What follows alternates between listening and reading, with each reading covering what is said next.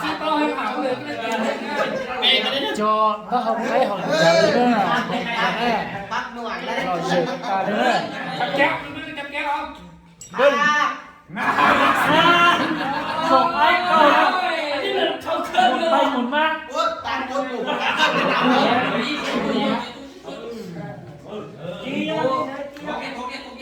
ด็ก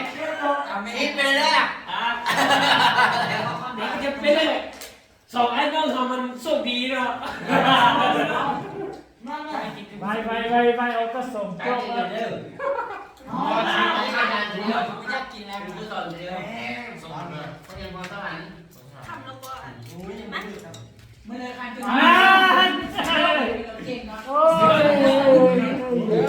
กายกินเลยไม่เลยไปได้เขาเลยซ่อมหาเราดีเลยกินไป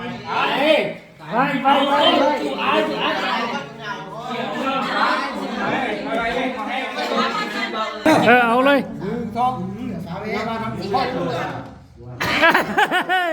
เบิ่งไอ้เลยนี่แกกิน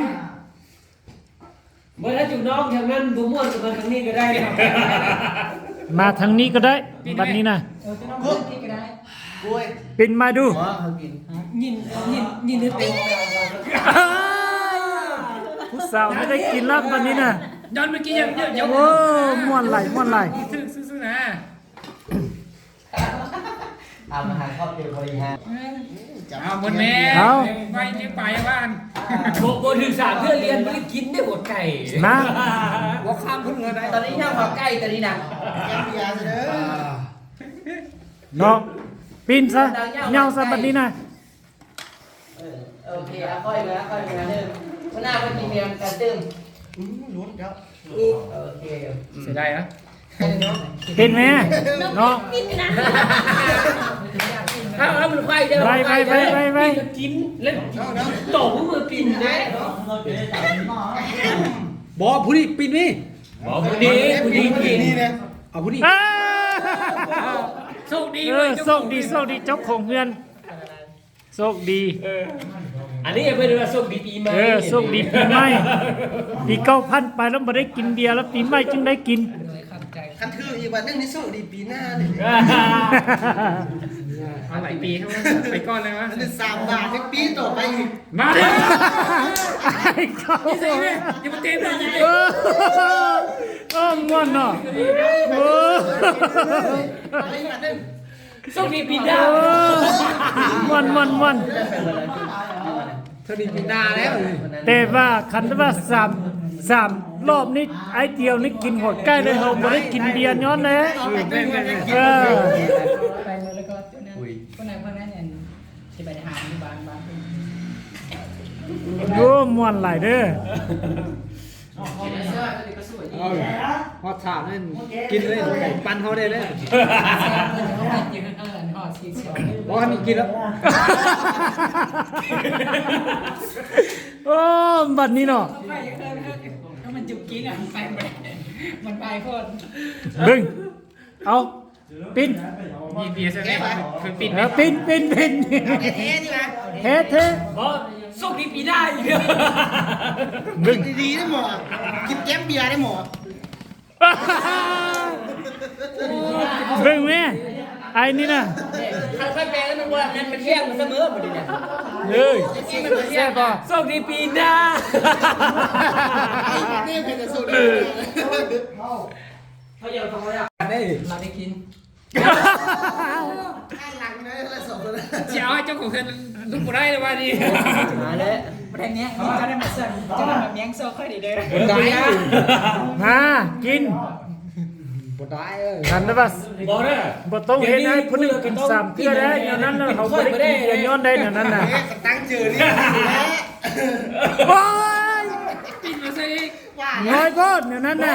เกี่ยว บ่ เกี่ยวแล้วจะกินเลย เจ้าของเอายกให้ เต็มก้อน ว่าดิเอาเลยเพราะฉะนั้นจะเลยค่อยๆ กินเลยจะได้กัน โอ้ บอสแต่ถ้าข้อเองบ่ได้ นะ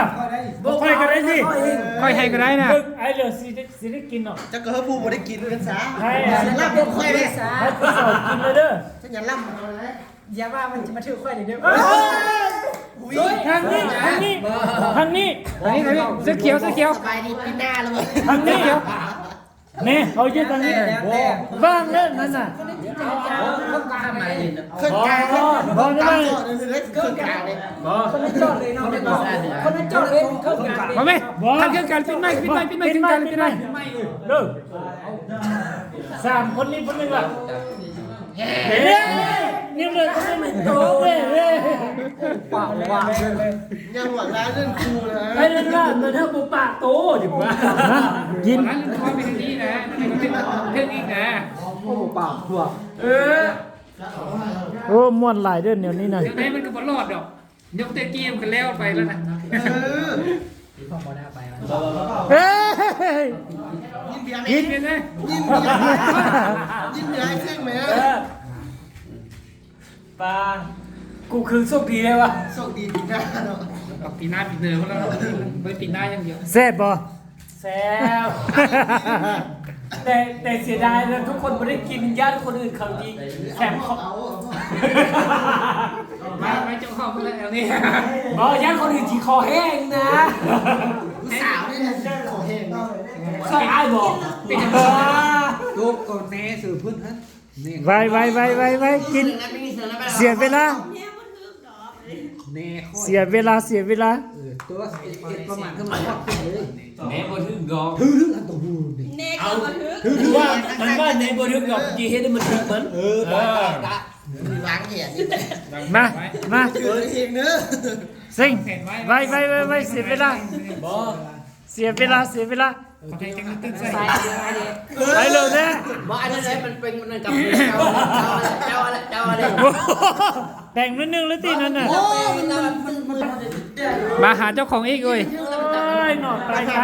ยมันนี่น่ะ มาหามือกล้องนะกล้อง สามเพื่อนนี่เอากินหัวใกล้แล้วละซองเนาะ ถ้า3เทื่อเลี้ยนมันเฮอกินหัวใกล้รถ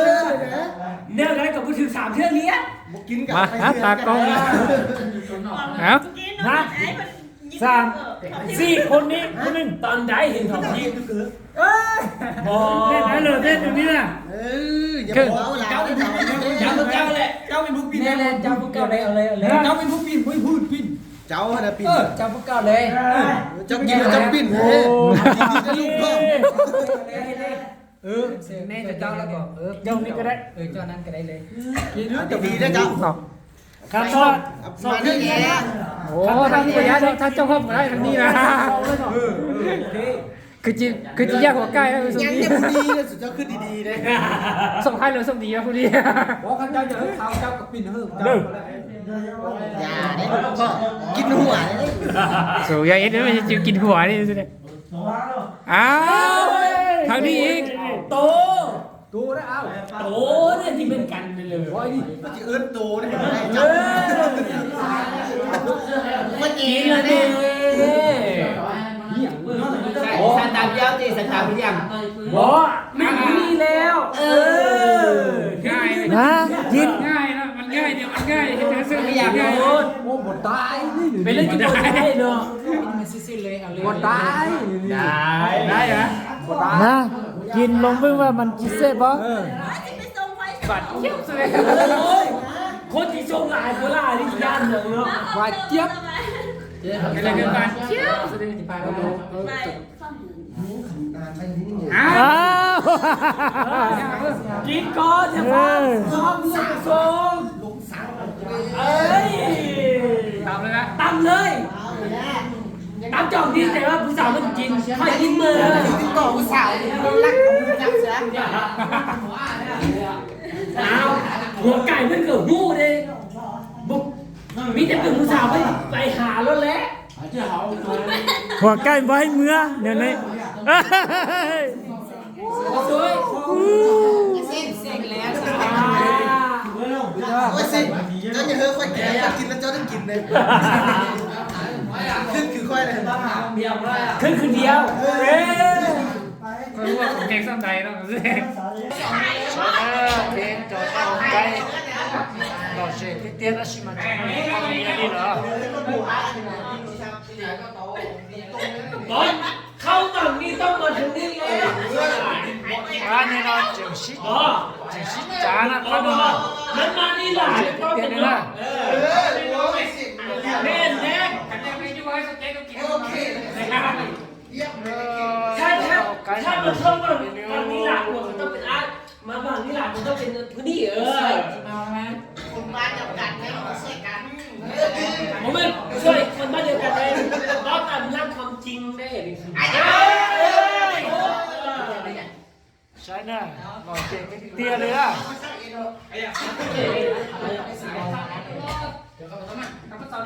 เจ้าสามารถบินเธอถือไอ้สิ่งสองแบบนี้เข้าไปเลยสองบาทซ้อนนี่เข้าไปเลยค่อนข้างเลย แล้วนั้นอาเกิดขึ้นไปเพราะอาอยากกินข้าวที่สามเนาะ คือร้องเนี่ยมันเป็นไรก็ได้เนาะ บอกไม่ทันแล้ว คือร้องเนี่ยมันเป็นไปอะไรแน่ บอกไม่ทันเลย ให้เลย อันนี้ไม่ได้มันอยู่ตามถนนในกู้เนี่ย